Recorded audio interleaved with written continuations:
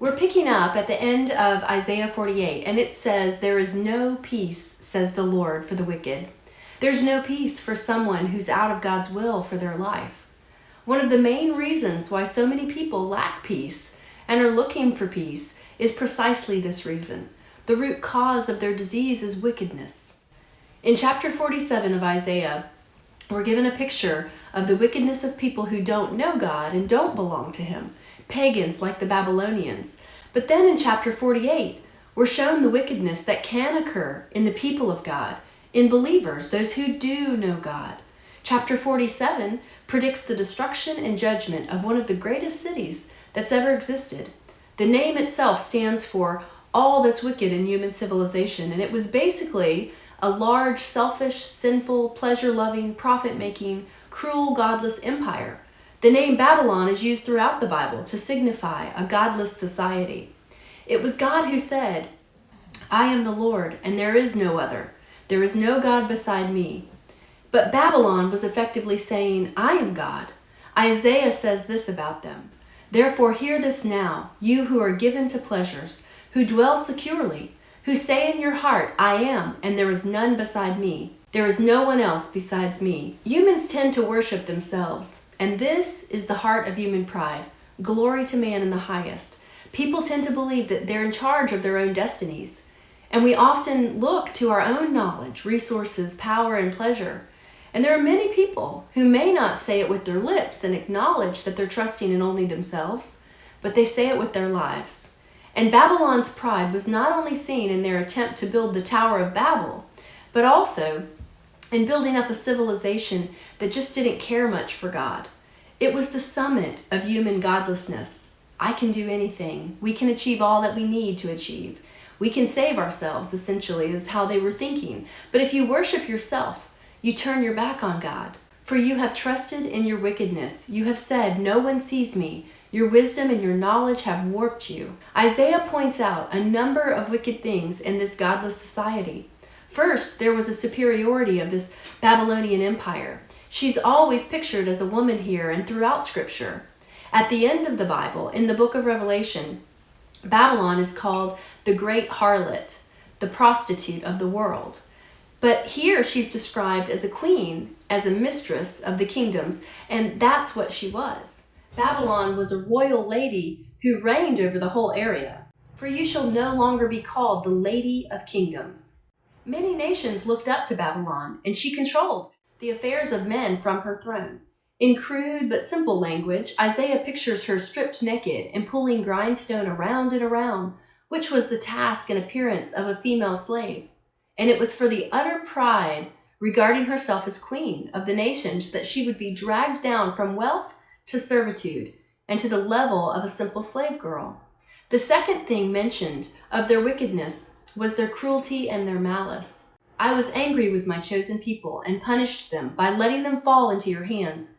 But you, Babylon, showed them no mercy. You oppressed even the elderly." God gave his own people into Babylon's hands as part of his punishment. But the point that we're shown is that there's a line of moral decency which you don't cross, even with those you hold captive. One of the meanings of the Red Cross during times of war is that it stands as a reminder to both sides to treat their prisoners within the bounds of humanity. God himself has told us that he'll hold people responsible for their inhumanity and cruelty towards one another.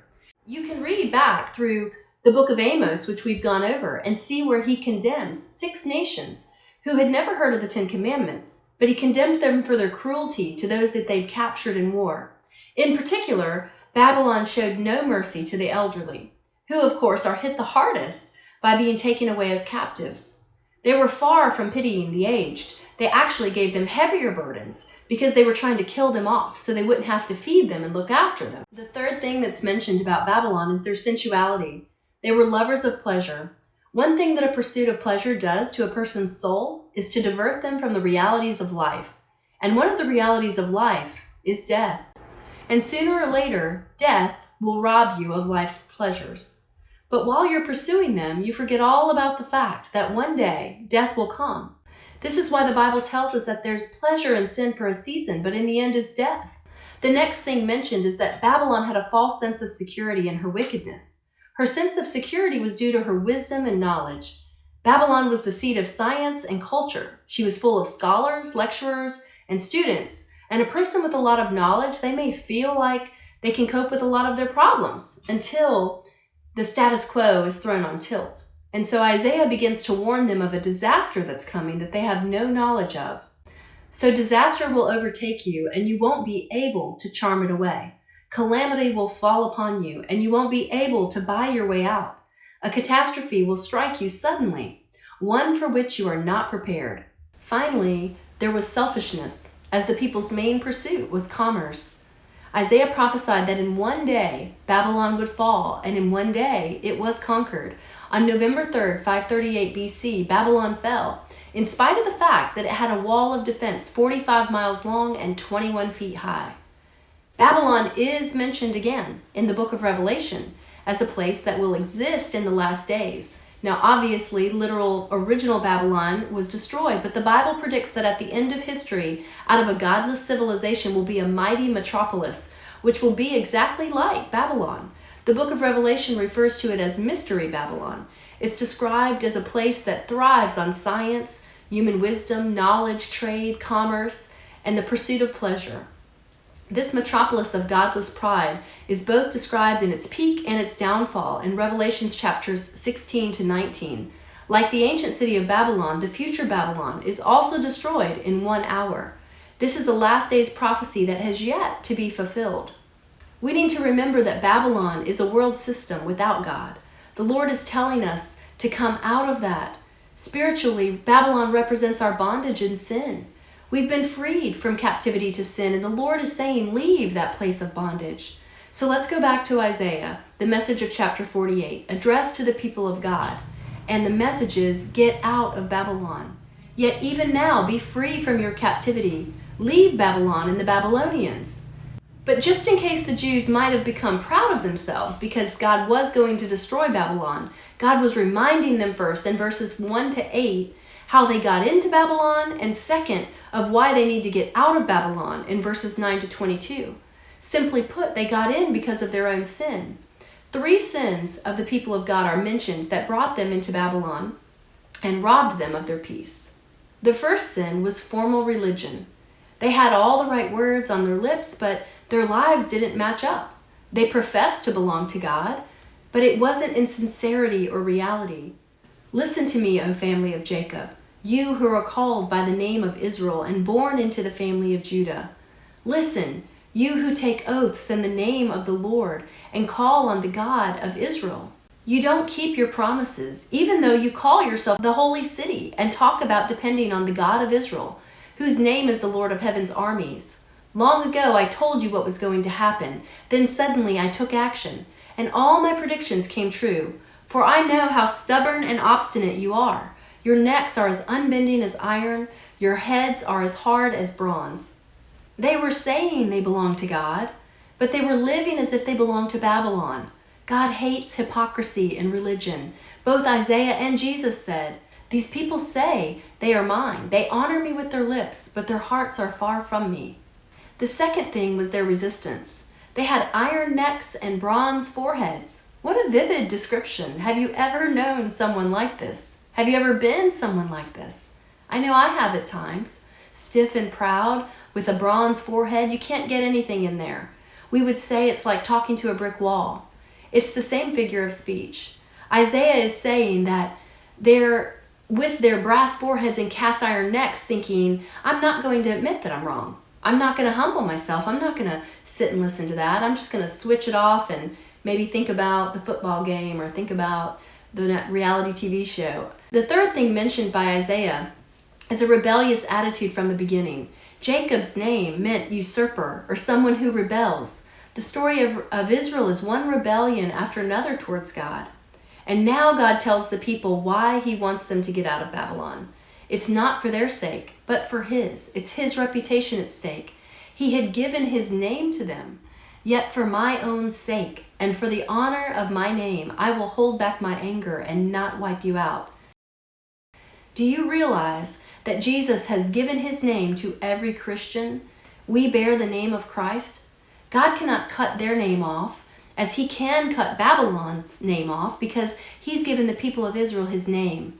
But what he can do and what he does do is put them through the furnace of affliction so that they're refined. I have refined you, but not as silver is refined. Rather, I have refined you in the furnace of suffering. The Lord chastises those he loves so that they don't disgrace his name or so that they'll stop disgracing it. I will rescue you for my sake. Yes, for my own sake. I will not let my reputation be tarnished, and I will not share my glory with idols. Sadly, not all the Jews left Babylon. Some of them had become so involved in the trade and commerce that they stayed, and God had given them a chance to get back to their own country. Above all, they were to come out remembering that there's no peace for the wicked. Christians have often thought that that text applies primarily to the unbeliever, but this is actually being said deliberately to those who've been chastised and disciplined by God in the furnace of affliction. It's a reminder of this: wickedness in the people of God is hypocrisy in religion, rebellion against God's word, and a resistance to where he wants to lead us. When the world cries, "Where can we find peace?" the pastor's response should be, "When you find righteousness, you'll find peace." The most poignant verse in chapter 48 is where God cries out, "Oh, that you had listened to my commands. Then you would have had peace flowing like a gentle river and righteousness rolling over you like waves in the sea." We'll never have peace or righteousness until we learn to deal with our wickedness, and until we see it as that, and until God deals with it in forgiveness and sanctification. There's a foreshadow in the situation Isaiah is describing in Babylon. If you're seeking the Lord, you must go to God and come out from it, whatever it is for you, it being the sin in our lives. We're called to come out and be pure. God knew that many Jews wouldn't leave Babylon and face the hazards of rebuilding Jerusalem, but he still warned them to get out. And in the New Testament, Jesus said it this way: "Go and sin no more." You have to make the step to launch out in faith. It's an act of your will. Second, your heart must go clean. You have to leave behind anything that would defile and just carry the vessels of the Lord. Go with a heart that's undivided. Don't try to take the treasures of Babylon with you. Cut everything off and go with a heart that's pure and has only the desire to do God's will. That's repentance in the nutshell. If you do that, God will be in front of you and he'll be behind you. But we have to make sure that our mind is really quite clear as to what's happening. We have to already have been determined in our mind. So we need to let our heart be settled and our mind quiet and trusting before the Lord. It's an intentional act of the will to be active in obedience and to depart. The secret of a true relationship with the Lord is twofold. First, you'll never get anywhere until you repent. And that's the hardest thing for a person to do. It's much easier to support religion, to patronize it with our money or our time, than to acknowledge that our ways and our thoughts are sinful and that we need to repent and seek the Lord. We'll never come to realize that our ways or our thoughts are wrong until we measure ourselves by the right standards. As long as you measure yourself by someone else, you'll think that you're all right. But that is the wrong standard. The right standard is God's ways and thoughts, which are much higher than ours. His ways and thoughts are perfectly clean and upright. And when we stand before God, it won't be according to our own ideas or other people's ideas that our lives will be measured, but it'll be according to God's ways and his thoughts and his standards that he's given us in his word. So we need to repent. And sometimes we have questions about repentance like, well, when should I repent? And how exactly and why are we to do it? Well, first, when should we repent? The answer is while God is near. Sometimes we get so busy with our lives that God seems far away, but there come moments, maybe a death, an illness, a sudden disaster, and it might be even the sound of a Christian song coming across your radio as you're driving, but it's when there's a sense that God is near. Billy Graham was perfectly right at the end of his sermons to say, you may never have another opportunity like this. God may be nearer now than he's ever been before. When God is near, that's when we should seek the Lord. That's when. When you feel the Holy Spirit prompting your heart to repent or to respond, respond. Don't let those moments just pass you by. When death comes, the Bible tells us that a great gulf is fixed between a person and God if they haven't found him first. This is why the Bible says, "Seek the Lord while he may be found." So how should we seek him? The answer is by turning away from what we are and turning to God. Let the wicked forsake their ways and the unrighteous their thoughts. Let them turn to the Lord, and he will have mercy on them, and to our God, for he will freely pardon. Repentance is not being sorry, but it includes being sorry enough to stop. It's something you do and not something you feel, although you will likely feel conviction from the Holy Spirit, but you have to respond to the conviction. And so why repent? The answer is right there in the scripture. So he may have mercy upon you. God's mercy can only come to the penitent. That's why we repent. People who think that God's mercy is for all are mistaken. God's mercy is for those who repent. God's demand is righteousness. The wicked cannot and will not go to heaven. All of us have been wicked in God's sight. But God will take to heaven the righteous person who keeps his commandments. But who can do that? The answer is none of us. So God will accept, in place of righteousness, the humble and contrite heart, and will give peace and healing to those who repent and believe, acknowledging him as high and holy. The high and lofty one who lives in eternity, the Holy One, says this, "I live in the high and holy place, with those whose spirits are contrite and humble.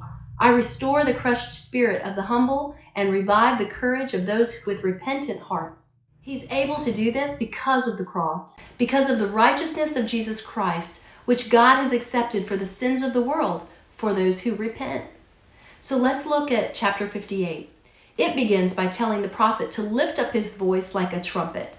You can't ignore a trumpet. It says, "Shout with the voice of a trumpet blast. Shout aloud. Don't be timid.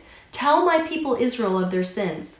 Isaiah is virtually being told, let your voice be a warning to them. Let your voice tell them something's terribly wrong, something's dangerous that's coming very near. And that's strong language. And pastors like that, they're usually not very popular. People who shout like a trumpet. But that's what the prophet's told to do because they won't realize they're wrong unless he gets loud about it. They honestly think that they're good people. And that's why he's got to blast away at them. They believe that they're a nation that does righteousness. Yet they act so pious. They come to the temple every day and seem delighted to learn all about me. They went to a worship service every day, it says. Not just once a week, but every day. It says that they were even enjoying studying the Word of God. They delighted in it because they thought they were righteous people. We have to be careful right here. We can think that because we're going to church and we're doing Bible study regularly, that God's going to hear our prayer. But the prophet Isaiah, with a devastating trumpet voice, says the ritual is not righteousness. Religious observance, religious activities, even when you enjoy them, don't make you a righteous person. This is one of the most important lessons that we need to learn. They act like a righteous nation that would never abandon the laws of its God. They ask me to take action on their behalf, pretending they want to be near me. "We have fasted before you," they say. "Why aren't you impressed? We have been very hard on ourselves, and you don't even seem to notice it." The two parts of their ritual in the exile in Babylon were fasting and observing the Sabbath. They couldn't offer sacrifices anymore in the temple because they didn't have a temple to do it in. So they fasted, and they observed the Sabbath very dutifully. But verse 3 tells us that they felt like God hadn't noticed. There are people today who feel this way too. They might say we go to church and we give money, but we really just don't feel like we're getting through to God. So what's wrong? God doesn't like ritual unless it's backed up with righteousness. He doesn't like religion unless it's backed up with our life. And he doesn't accept what we do on Sunday unless Monday to Saturday match it up. And that's the simple truth. So let's look at fasting first. Fasting is commanded in both the Old and New Testaments. It's a thing that the Jews did, and it's a thing that Christians are instructed to do. Jesus said, when you pray, when you give alms, and when you fast. He didn't say if, he said when. He assumed that his followers would do all three. Fasting is something that many Christians have never begun to learn how to do, and many don't even know what it's for. But it's part of the Christian life, just as praying is and giving is. The Jews fasted like this. They went without food for a day, probably from sunrise to sunset, although we're not really sure about that. But not only did they go without food, but they also didn't put on their best clothes. They put on sackcloth and ashes as an outward sign that they were humbling themselves. Then they walked around all day with their heads bowed down low, and this they thought was fasting. Most people today still think that if you just go without food, that's fasting. But that is not a fast acceptable to the Lord, according to the Bible. In verse 3, the Jews were just saying that God doesn't seem to notice their fast, and they get a response in verse 3 as it continues. It says, I will tell you why. It's because you're fasting to please yourselves. Even while you fast, you keep oppressing your workers. What good is fasting when you keep on fighting and quarreling? This kind of fasting will never get you anywhere with me. You humble yourselves by going through the motions of penance, bowing your heads like reeds bending in the wind. You dress in burlap and cover yourselves with ashes. Is this what you call fasting? Do you really think this will please the Lord? No, this is the kind of fasting I want. Free those who are wrongly imprisoned. Lighten the burdens of those who work for you. Let the oppressed go free and remove the chains that bind people. Share your food with the hungry and give shelter to the homeless. Give clothes to those who need them, and do not hide from relatives who need your help. Then your salvation will come like the dawn, and your wounds will quickly heal. Your godliness will lead you forward, and the glory of the Lord will protect you from behind. A true fast that the Lord accepts will include 3 things. First, self-denial. Second, doing our duty to others. And 3, delighting in God. These 3 things make doing without food a righteous act. But doing without food and not doing these 3 things is merely a ritual, and it doesn't get through to God. Take self-denial. These people were denying themselves food, but they weren't actually denying themselves. It's funny that people still think fasting is denying yourself something, like coffee or sweets during Lent or cigarettes for a month. It's not. Fasting is denying yourself, not something. If you indulge in anything while you fast, it's not a fast. The Jews in Babylon may have gone without food, but they kept their shops open. It was business as usual, and it says they exploited and oppressed their employees to make money. So in other words, they denied themselves food, but they indulged themselves in greed. So what we see here is that if you go without food, but indulge yourself in some other way, don't think that God will take notice of any of that. It's really just two-faced. True fasting isn't denying yourself, but also doing your duty to others at the same time. Let's take a look at verse 9. Then, when you call, the Lord will answer. Yes, I am here. He will quickly reply. Remove the heavy yoke of oppression. Stop pointing your finger and spreading vicious rumors. I think we need a moment of silence right there. The duty we have towards other people is not only physical, but mental. It's to stop pointing the finger at other people and stop gossiping or speaking wickedness about others. It would be much more relevant for someone to say, I'm going to give up gossip for Lent. That's real fasting. If they said, I'm going to stop pointing the critical finger at other people, that's fasting and doing your duty. And we would soon find that we would get an answer to our prayer according to the Word of God. Verse 10 continues, feed the hungry and help those in trouble.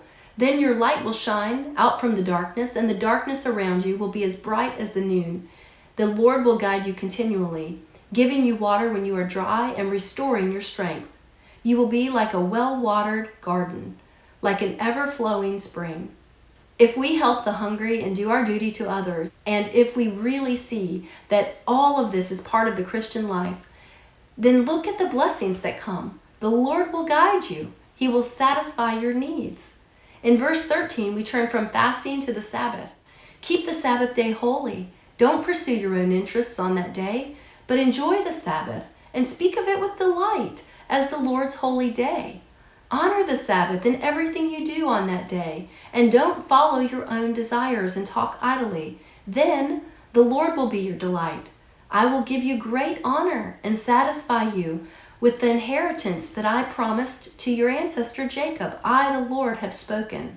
Our Heavenly Father doesn't want this to feel like a duty or an obligation. He wants us to consider this as a delight, to have one day out of 7 that we focus on Him, that we just honor Him entirely. Honor the Sabbath in everything you do on that day, and don't follow your own desires or talk idly. Now we turn to chapter 59. The Jews were beginning to think God had gone deaf. They had just said he isn't paying attention to them, and now they're saying he's not hearing their prayer. But Isaiah teaches them that the real trouble is your hands and your mouth. Listen, the Lord's arm is not too weak to save you, nor is his ear too deaf to hear when you call. It's your sins that have cut you off from God. Because of your sins, he has turned away and will not listen anymore. Your hands are the hands of murderers, and your fingers are filthy with sin. Your lips are full of lies, and your mouth spews corruption. It's not that God can't listen, it's that he will not. It's not that he can't hear, but he does not.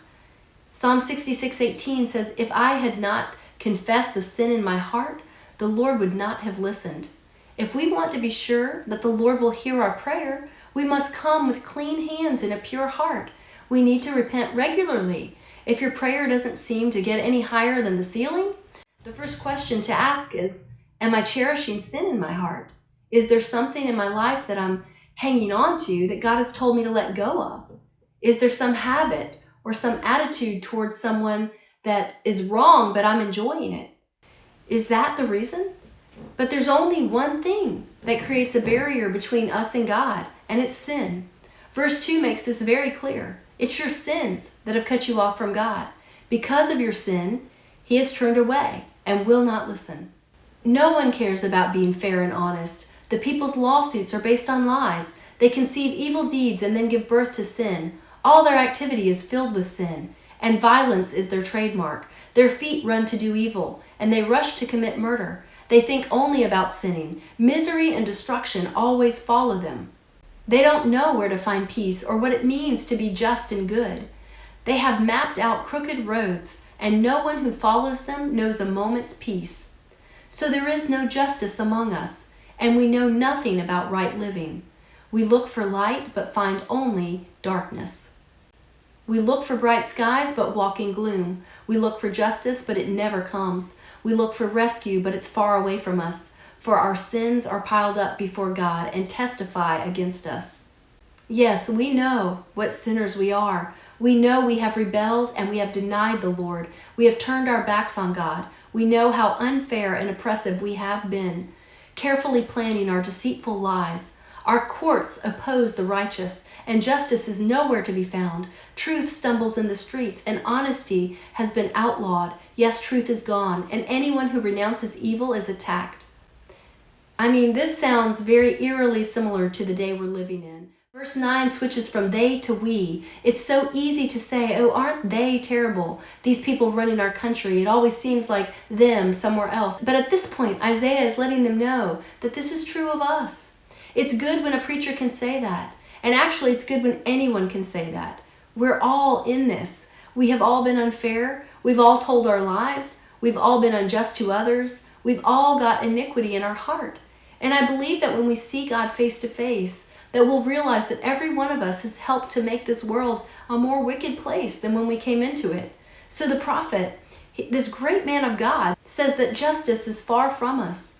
We are to blame, for our sins are piled up before God and testify against us. Yes, we know what sinners we are, and anyone who tries to do good is exploited by others. Yes, truth is gone, and anyone who renounces evil is attacked. And so now he switches from us to he. What does God think about it? Well, the Lord looked and was displeased to find that there was no justice. He was amazed to see that no one intervened to help the oppressed. This is actually moving into a prophecy to come. God would have to come and fix it himself, and he does. Isaiah says he armors up. So he himself stepped in to save them with his strong arm, and his justice sustained him. He put on righteousness as his body armor and placed the helmet of salvation on his head. He clothed himself with a robe of vengeance and wrapped himself in a cloak of divine passion. When God comes, two things are going to happen. He will repay his enemies for their evil deeds. His fury will fall on his foes. He will pay them back even to the ends of the earth. God will repay wickedness. People may think that they're getting away with all kinds of evil right now, but he will repay, and men will fear his name. The reason people do as they please now is because they don't fear God. They may now laugh at him and mock him and debate him on some TV show as if he doesn't mind being debated about. But there is no fear of God. That's our problem in society today. But there's one other thing, and we would finish this chapter in total despair if this were the end, but it's not. Wherever you find the promise of judgment and the wrath of God to come, somewhere near, you'll find something to put into the wound. And at the end of the chapter, it tells us that those who turn from their sins, God will not come to repay, but to redeem. The Redeemer will come to Jerusalem to buy back those in Israel who have turned from their sins, says the Lord. The Lord Jesus is setting his feet down on Mount Zion, and he is returning to Israel. And when it says that he's coming to redeem Israel, that means us. The Bible tells us that when you come into the family of God, that you have been grafted in, that you are adopted, that you are now a son and an heir. And the thing is, you're a son and an heir to God's chosen people, which is Israel. And the Bible tells us not all Israel is of Israel. That's because the Gentiles get grafted in. So that is referring to me and you. To listen and obey the word is what I believe is the answer to the situation that we're in the world today. The word of God plus the Spirit of God within us will remove the injustice and the wickedness from our own hearts. Well, we're reaching the end of the book of Isaiah in our study, but to summarize chapters 60 to 66, God is unveiling the future in these chapters, and they correspond with the book of Revelation in the New Testament. Chapters 60 to 62 are about the New Jerusalem. 63 and 64 cover the final judgment, and 65 and 66 talk about the new heaven and the new earth. But I want you to notice something in chapter 65, in the end of verse 10 and the beginning of verse 11. There's this great distinction before God, and it's so simple. The great division runs right through mankind and right through the nation of Israel, and it's not between good and bad. It's between those who sought God and those who forsook him. The plain of Sharon will again be filled with flocks for my people who have searched for me, and the valley of Achor will be a place to pasture herds. In another translation, the New King James Version says, for my people who have sought me, and the NIV says, for my people who seek me. Verse 11 says, but because the rest of you have forsaken the Lord and have forgotten his temple, and because you have prepared feasts to honor the God of fate and offered mixed wine to the God of destiny, now I will destine you for the sword. All of you will bow down before the executioner. For when I called, you did not answer. When I spoke, you did not listen. You deliberately sinned before my very eyes and chose to do what you know I despise. That's a somber thought. This is a very important point. It's between those who respond to God's invitation and those who refused it, those who came and those who went. This is what will ultimately divide the human race, not whether people are good or bad. We're all sinners, but in God's sight, his servants are those who seek him, and sinners are those who forsake him and pin their hopes on something or someone else. And this divides everyone into servants or sinners in God's sight. The final point God makes here is the reason why he couldn't save all the Jews. And it's that his plan is to make a new world, a whole new universe that will be good. So how could he possibly put into it people who refuse his love? See, I will create new heavens and a new earth. The former things will not be remembered, nor will they come to mind. But be glad and rejoice forever in what I will create. For I will create Jerusalem to be a delight, and its people a joy. Everything we see around us will one day be dissolved, pulled down, and taken away. In the Bible, there's as much about creation at the end as there is at the beginning. In the beginning, it says God created the heavens and the earth. But when we get to Revelation, the last book of the Bible, it tells us, then I saw a new heaven and a new earth, for the old heaven and the old earth had disappeared, and the sea was also gone. When God makes all things new, you'll be so fascinated and interested by the new universe that we'll forget about the old. The former things won't be remembered. But there's a prelude of time before this new heaven and new earth, and the Bible calls it the 1,000-year millennial reign of Christ here on the earth. This is when Jesus will set his feet down on the Mount of Olives, and he will reign here on the earth and show what it would be like when this world is in its fallen state, the kind of possibility there is when it's ruled in peace, righteousness, and justice. He will be the king of earthly people. He will rule the nations of the earth from Jerusalem for 1,000 years. In verse 24 of Isaiah 65, we see that prayer will be an unusual experience in those days. At the moment, in this life, when I pray, God answers. But in that period, the Bible says, before they call, I will answer. While they are still speaking, I will hear. I've heard this verse quoted in prayer meetings before, but it's not a promise for this particular period of time that we're living in now. It's a statement to explain the kind of prayer relationship that's going to exist in that period, in the millennial kingdom. God will be so ready to answer prayer that he'll answer it before you ask. For since the world began, no ear has heard and no eye has seen a God like you, who works for those who wait for him. The New Testament says the same thing and reaffirms it for us this way in 1 Corinthians 2:9. No eye has seen, no ear has heard, and no mind has imagined what God has prepared for those who love him.